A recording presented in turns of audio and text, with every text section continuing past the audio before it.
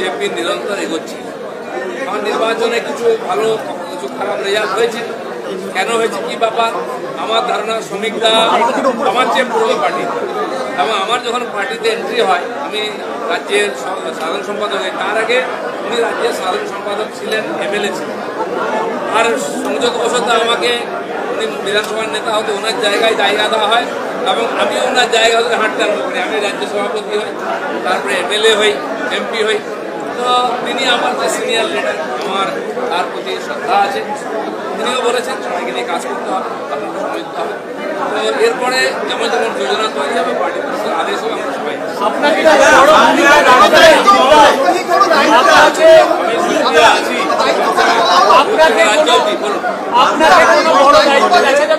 ধারণা তৈরি হয়েছিল 21শে মঞ্চে দিলীপ ঘোষকে তৃণমূলের মঞ্চে দেখা যাবে, এবং আজকে আপনার আশা এবং অনেক বিজেপি কর্মীরা তারাও একটা ধারণা ছিলেন যে দিলীপ বাবু কি করবেন, কি বলবেন তাদের?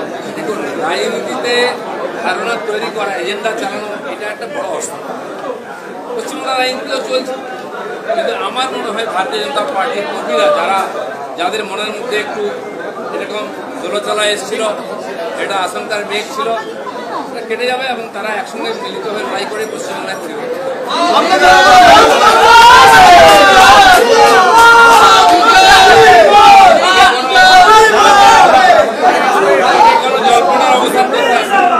আমরা জল্পনা কল্পনায় বিশ্বাস করি না, আমরা বাস্তবে বিশ্বাস করি। আমি স্লোগান দিয়েছিলাম 19 সালে, 19 से हा 21 से साफ। 21 से साफ হয়নি, যেটুকু বেঁচে গেছে 26 से साफ। 21 তারিখ আসুন, একটু ধৈর্য ধরুন, এতদিন ধৈর্য ধরুন।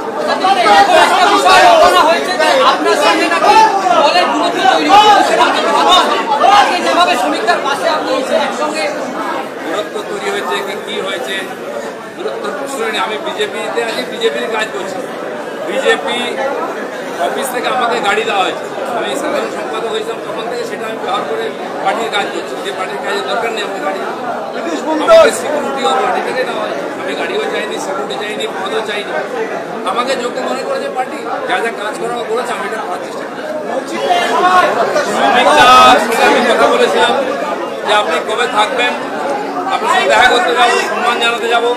তো উনি আজকে 4টের সময় টাইম দিয়েছিলেন যে আমি আছি অফিসে, এবং সঙ্গে সঙ্গে যে কর্মীদের দেখছেন ওনারা আমাকে অনেকে ফোন করেছিলেন যে আপনি যেদিন মাননীয় রাজ্য সভাপতির সঙ্গে দেখা করতে যাবেন আমরাও যাব।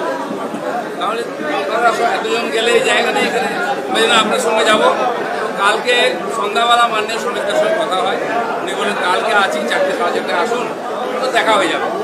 তো সেটাই আমি কাল সন্ধ্যাবেলা 2-1 জেনারেল যারা ফোন করেছিলেন, তারা খবরাখবর দিয়ে যারা পেরেছেন, কাছাকাছি এসেছেন আজকে, তারা অনেকে দেখা করতে পেরেছেন, অনেকে এখন রাজ্য সভাপতির সঙ্গে দেখা করতে পারেননি। স্বাভাবিকভাবে আমাদের মাননীয় নেতা রাজ্য সভাপতি, তার সঙ্গে তাকে ফুল দেওয়া, তাকে বন্দোবস্ত দেওয়া, তার সঙ্গে আমি দেখা করলাম। অনেকে পেরেছেন, অনেকে পারেননি, যারা হয়নি দেখা করবেন নিশ্চয়ই। তিনিও চান সাধারণ কর্মীর সঙ্গে দেখা করবেন, এই জন্যই আজকে আসেন। তার সঙ্গে কিছু কার্যকর্তাও এসেছেন।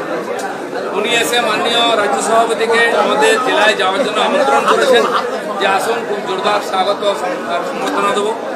আমরা আমাদের মণ্ডল থেকে জেলার সব কার্যকর্তারা লেগে আছেন, সিট কর্নারও করেছি ওখানে। সেদিন শ্যামাপ্রসাদ জয়ন্তী 6 তারিখে খড়গপুরের মাননীয় সাজির মূর্তি স্থাপনা করেছি আমরা। তো লেগে আছেন কর্মীরা। মাননীয় রাজ্য সভাপতি যখন জেলা সফর শুরু করবেন, আমরা চাইব মেদিনীপুরের প্রথমবার আসুন, সেখানে সমস্ত কর্মীরা তাকে সম্মান জানাবেন।